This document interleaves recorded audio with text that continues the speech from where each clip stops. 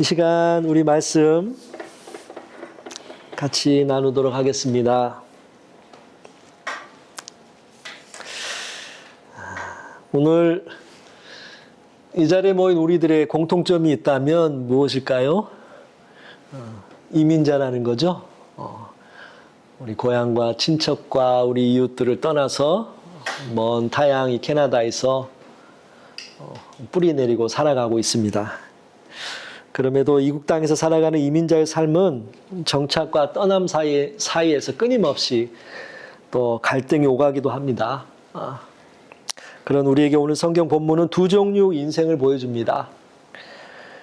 가나안이라는 목적지를 향해 출발했지만 중간에 멈춰선 데라의 인생과 보이지 않는 미래를 향해 오직 하나님의 말씀만을 붙잡고 나아간 아브라함의 인생입니다.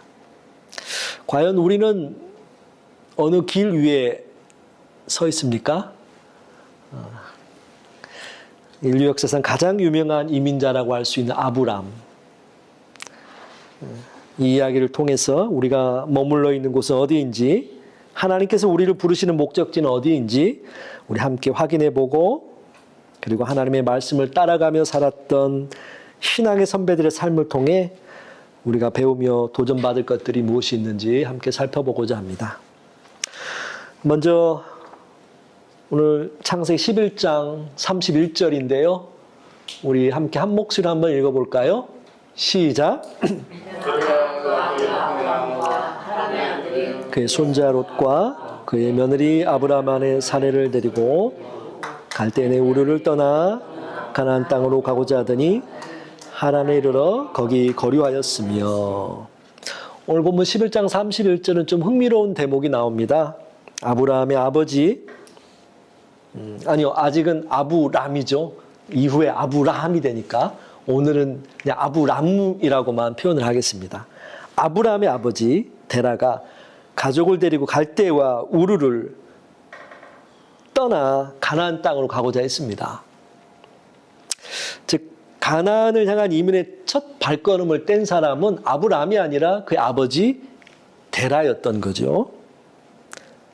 하지만 성경은 이렇게 기록합니다. 뭐라고 기록하죠? 하란에 이르러 거기 거류하였으며. 하란에 이르러 거기 거류하였다고 말씀합니다. 우리 지도를 보면은 이동 경로 볼 수 있는데요. 처음에 저기 이쪽 오른쪽 이 갈대아 우루 이 지역에서 중앙에 있는 하란으로 이동한 겁니다. 그리고 거기서 아버지 데라와 가족들이 거류한 거죠. 하란은 어떤 곳인가요? 하란은 교통의 요충지였어요. 그리고 당시에 아주 종교성이 강한 지역이었습니다. 우루와 비교해서 풍요롭고 살기 좋은 그런 곳이었다라고 학자들은 이야기를 해요.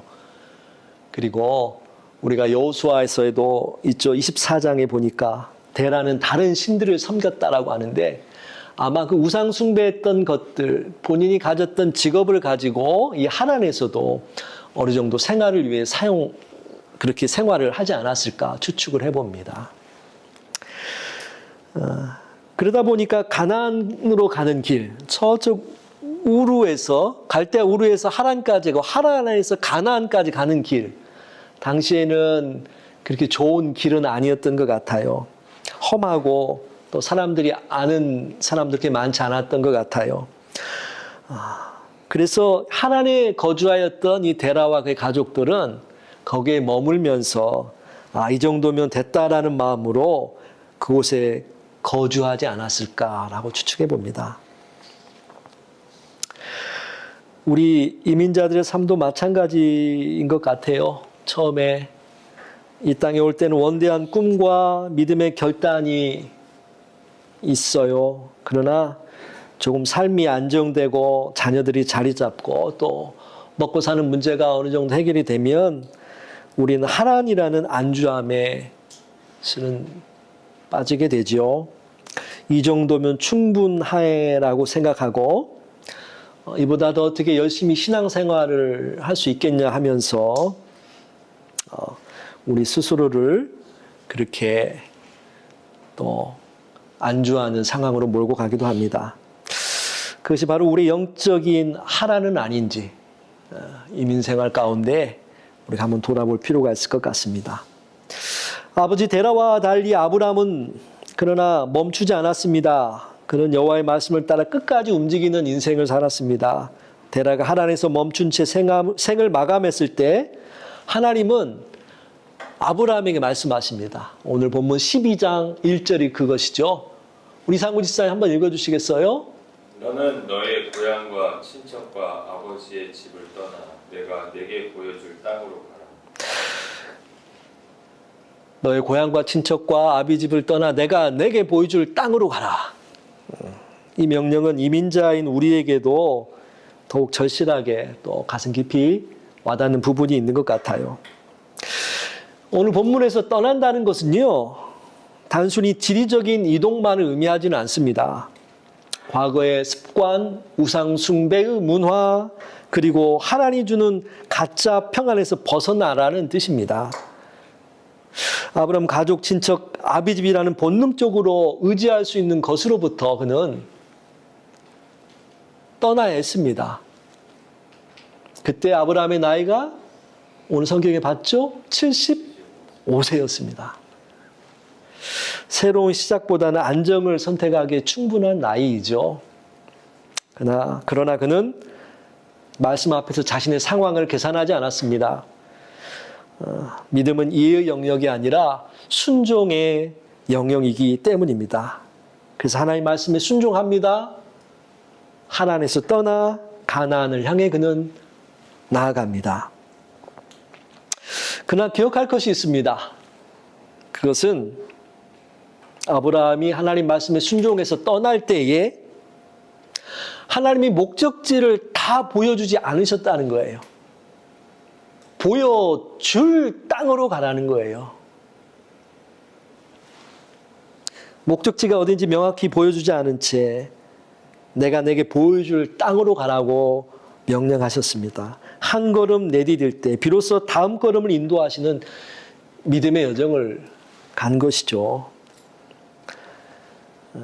그렇죠. 우리 이민생활도 불확실성의 연속이지요. 내일 일이 어떻게 될지 모르는 불안함이 때론 우리를 엄습하기도 합니다. 하지만 아브라함은 말씀을 따라갔습니다. 확실하지 않아도, 이성적으로 납득이 되지 않아도 하나님 말씀을 따라서 그는 순종했습니다. 우리 12장 4절 말씀, 우리 은찬이 한번 읽어줄래? 이 아브라함이 여호와의 말씀을 따라갔고 롯도 그와 함께 갔으며 아브라함이 하란에 떠날 때에 75세였더라. 여호와의 말씀을 따라갔고 이 짧은 문장이 아브라함의 인생 핵심이죠. 그는 환경이 아니라 말씀을 따라갔습니다. 상황을 따라가는 인생이 아니라 말씀을 따라가는 인생을 그는 선택했습니다. 이것이 그리고 신앙의 핵심입니다.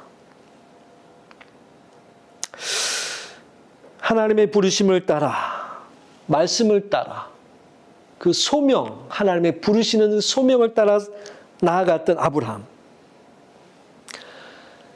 그는 소명을 따라갔을 때 하나님의 사명을 발견하게 됩니다. 우리가 소명하면은 한자로 부를소의 목숨 명자, 부름받은 목숨이다라고 이해할 수 있습니다. 사명은 심부름사의 목숨명, 심부름을 하는 목숨이다라고 볼 수 있지요. 소명은, 즉 부르심은 은혜와 관계가 있어요. 그리고 사명, 보내심은 은사와 관계가 되어 있습니다. 은혜란 자격 없는 자에게 조건 없이 주시는 하나님의 선물이죠. 하나님은 우리를 그렇게 은혜로 부르셨습니다. 자격이 없지만 선물로서 은혜로 우리를 부르셨습니다. 그리고 그렇게 부른 우리를 은사로서 사명을 감당하게 하십니다. 소명은 부르심이고 사명은 보내심입니다. 보내심. 소명 없는 사명은 맹목적이 될 수 있어요. 그리고 사명 없는 소명은 공허해질 수 있습니다. 그러나 아브라함은 소명을 따라 하나님의 사명의 길을 갑니다. 우리 12장 2절 3절 말씀, 그의 사명이 무엇인지 우리 구경희 집사님 한번 2절 3절 읽어주시겠어요? 내가 너로 큰 민족을 이루고 내게 복을 주어 내 이름을 창대하게 하리니 너는 복이 될지라. 너를 축복하는 자에게는 내가 복을 내리고 너를 저주하는 자에게는 내가 저주하리니 땅의 모든 족속이 너로 말미암아 복을 얻을 것이라 하신지라. 복이 되라. 그리고 땅의 모든 족속이 너로 말미암아 복을 얻는 존재가 되라. 사명을 주십니다. 구약에서 말하는 복은요, 추상적이지가 않아요. 살펴봤더니 자손의 번성, 땅의 소유, 그리고 농산물, 소산물, 축산물에 대한 그 풍성한 수확들, 그리고 공동체의 평화와 관련된 실제 삶의 현장에서 나타나는 구체적인 은총입니다.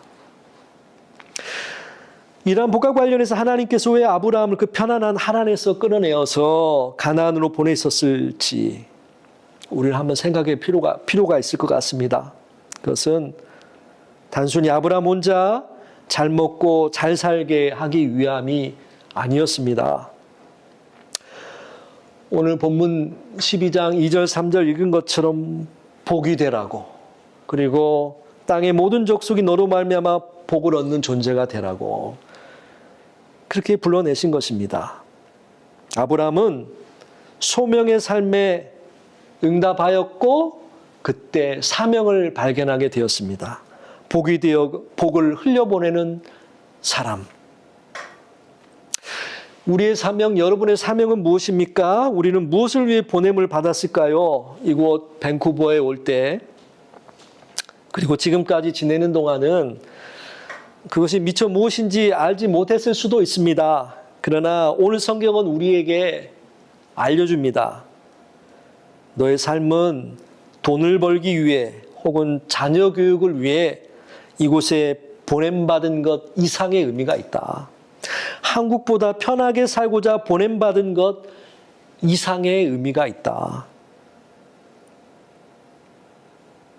네가 만난 이웃들에게 또 네가 속한 이 사회에 하나님의 복을 흘려보내는 통로로 보냄을 받았다.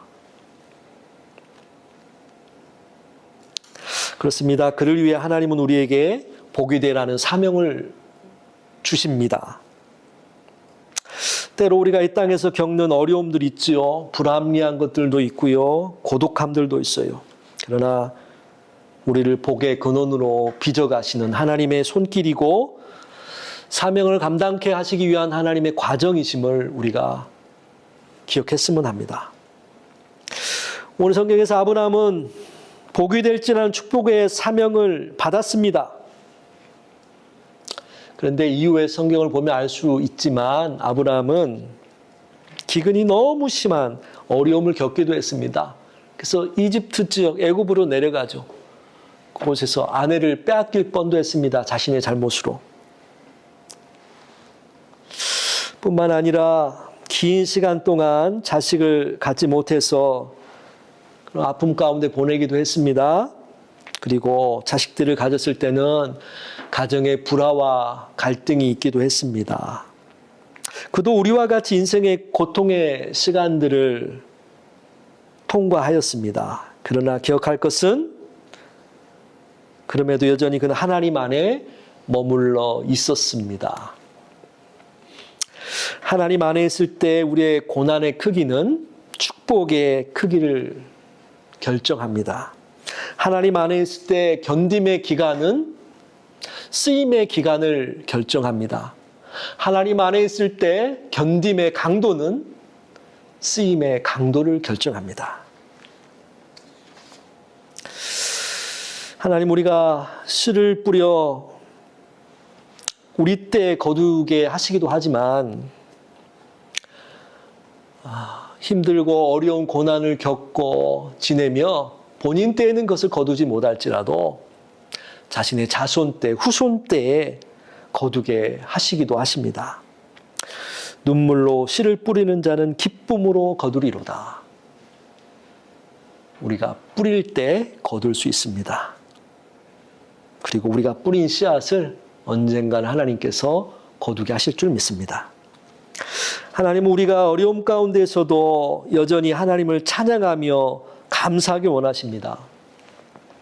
우리가 복 있는 자로 살아가기를 원하시는 거예요. 그리고 그러한 복들을 다른 이들에게 흘려보내기를 원하십니다.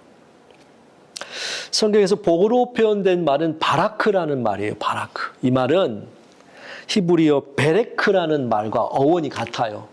근데 이 베레크라는 말은 무릎이라는 의미를 담고 있어요. 무릎.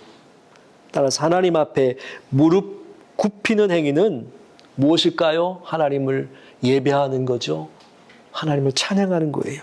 경배하는 거예요. 그 안에서 하나님과 관계 안에서 복이 흘러나오는 거죠. 인간의 노력으로 쟁취하는 것이 아니라 무릎을 굽혀 하나님의 주권적인 통치, 그 통치 안에 들어가게 되었을 때 주어지는 선물이 바로 바라크, 복입니다. 복. 구약에서 말씀하는 그 바라크예요.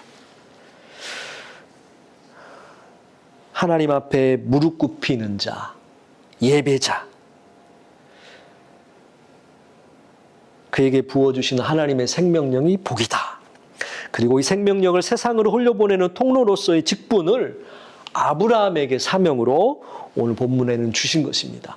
그 복이 저와 여러분 우리에게도 동일하게 하나님이 주신 줄 믿습니다.